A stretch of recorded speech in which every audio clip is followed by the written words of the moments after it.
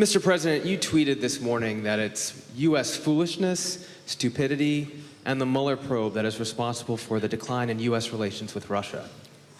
Do you hold Russia at all accountable for anything in particular? And if so, what would you consider them that they are responsible for? Yes, I do. I hold both countries responsible.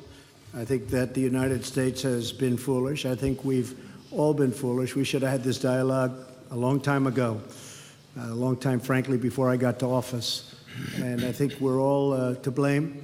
I think that the United States now has stepped forward along with Russia, and we're getting together, and we have a chance to do some great things, whether it's nuclear proliferation in terms of stopping, because we have to do it. Ultimately, that's probably the most important thing that we can be working on.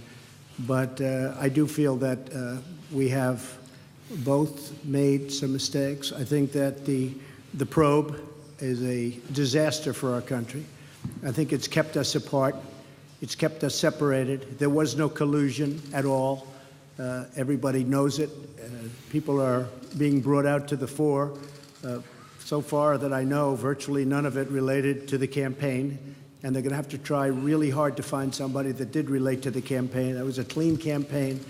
I beat Hillary Clinton easily, and frankly, we beat her, and I'm not even saying from the standpoint, we won that race. And it's a shame that there can even be a little bit of a cloud over it. People know that, people understand it, but the main thing, and we discussed this also, is zero collusion. And it has had a negative impact upon the relationship of the two largest nuclear powers in the world. We have 90% of nuclear power between the two countries. It's ridiculous. It's ridiculous what's going on with the probe. For President Putin, if I could follow up as well, why should Americans and why should President Trump believe your statement that Russia did not intervene in the 2016 election, given the evidence that U.S. intelligence agencies have provided? And will you consider extraditing the 12 Russian officials that were indicted last week by a U.S. grand jury? Well, I'm going to let the president answer the second part of that question.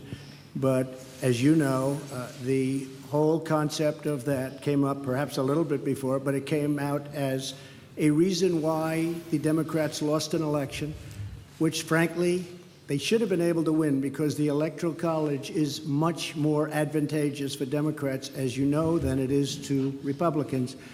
We won the Electoral College by a lot, 306 to 223, I believe. And that was a well-fought battle. We did a great job.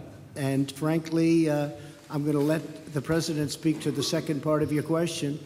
But just to say it one time again, and I say it all the time, there was no collusion. I didn't know the president. There was nobody to collude with. There was no collusion with the campaign. And every time you hear all of these, 12 and 14, it's stuff that has nothing to do, and frankly, they admit, these are not people involved in the campaign. But to the average reader out there, they're saying, well, maybe that does. It doesn't. And even the people involved, some perhaps told mis-stories, although in one case the FBI said there was no lie. There was no lie.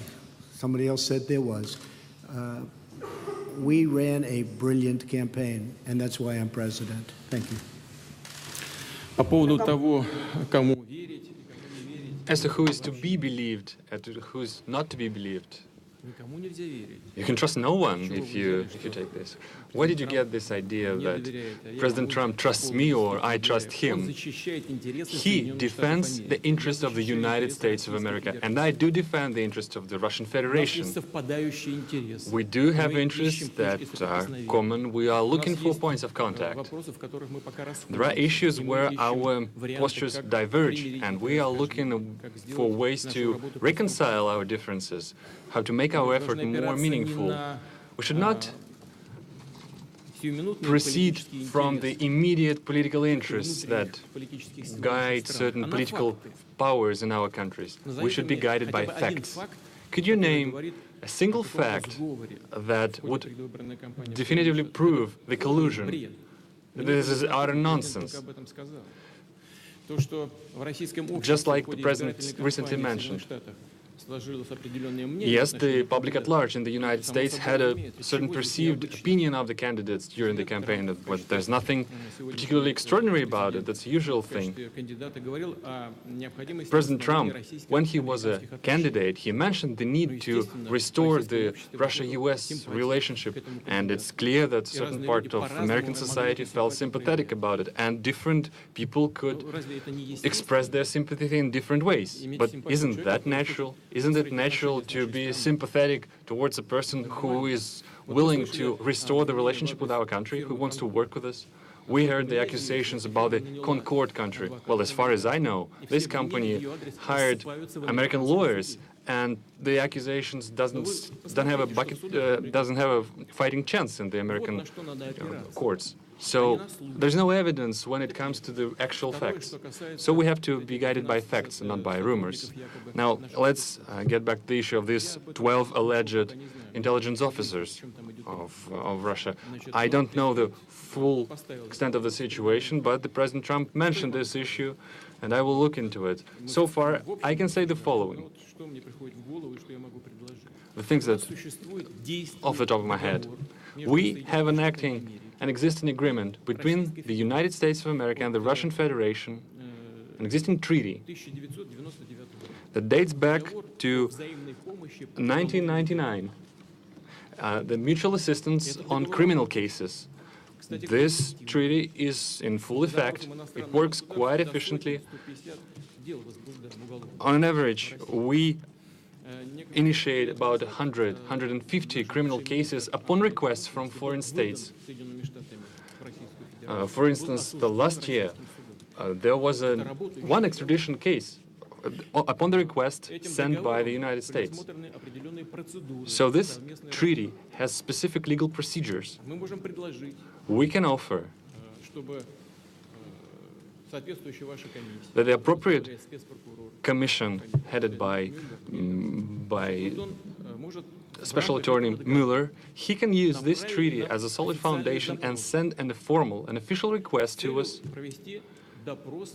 so that we would interrogate, we would hold a questioning of these individuals who he believes are privy to some crimes. And our law enforcement are perfectly able to do this questioning and send the appropriate materials to the United States.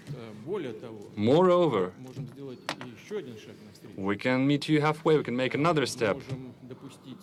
We can actually permit official representatives of the United States, including the members of this very commission headed by Mr. Mueller, we can let them into the country and they will be present at this questioning. But in this case, there's another condition. This kind of effort should be a mutual one.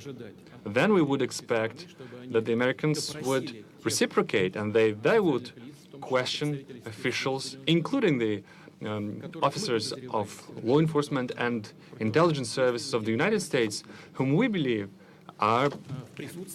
who have something to do with illegal actions on the territory of Russia.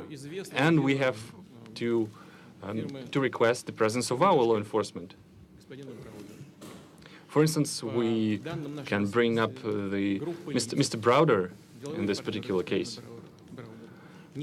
Business associates of Mr. Browder have earned over $1.5 billion in Russia. They never paid any taxes, neither in Russia nor in the United States. And yet the money escaped the country. They were transferred to the United States. They sent huge amount of money, 400 million, as a contribution to the campaign of Hillary Clinton. Well, that's their personal case. It might have been legal, the contribution itself, but the way the money was earned was illegal. So we have a solid reason to believe that some intelligence officers accompanied and guided these transactions. So we have an interest of questioning them. But that could be a first step, and we can also extend it. Options abound, and they all can be found in an appropriate legal framework. And did you direct any of your officials to help him do that? Yes, I did.